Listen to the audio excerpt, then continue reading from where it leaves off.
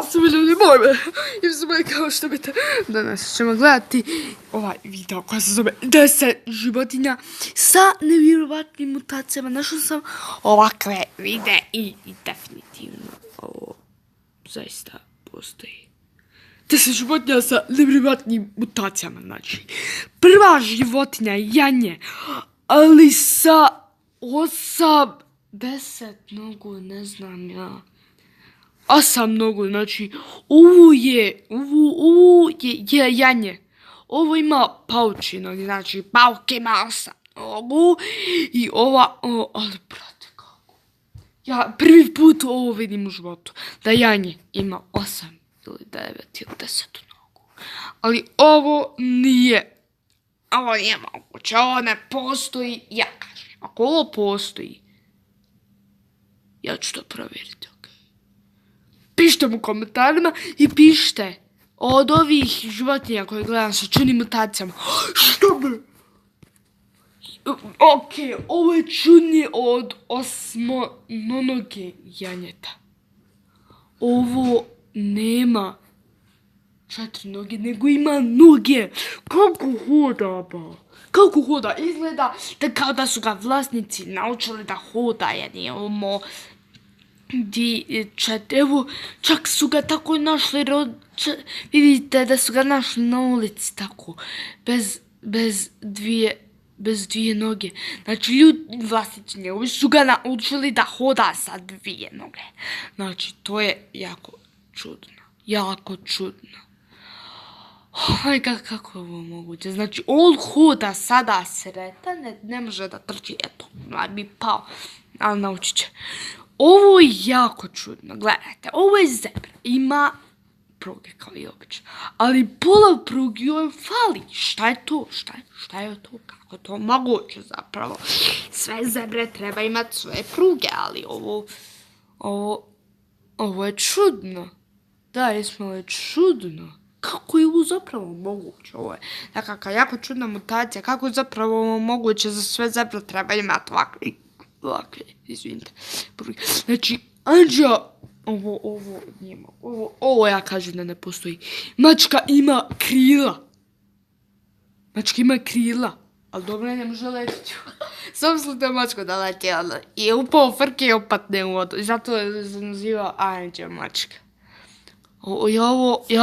Ovo ne vjerujem da postoji. Znači, ova zmija, dvoglava zmija, znači, kako je moguće da se zmija rodi sa 2 glave? Užas. Kako je moguće da se zmija rodi sa 2 glave? Znači, to je, ovo samo zmajevi imaju, ali ovo je nemoguće. Ovo je jako čudno. I vlasnici su svoje, a prije nego što idemo, opalite taj ogromni like, da, ako želite da nastavim sa ovakvim, ovo, patka stampi, nemam pojma šta je ovo, ima 4 noge, znači kako, znači ima 4 noge,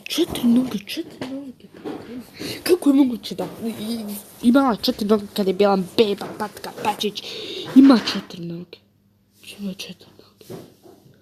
Te noge su veliki, ovo je žalostno. Isto neka krila, nema pojma šta je ovo. Znači, majmun Kiko, nemoguće, ovo ne postoji. Znači, našli su majmuna, ljudi, sa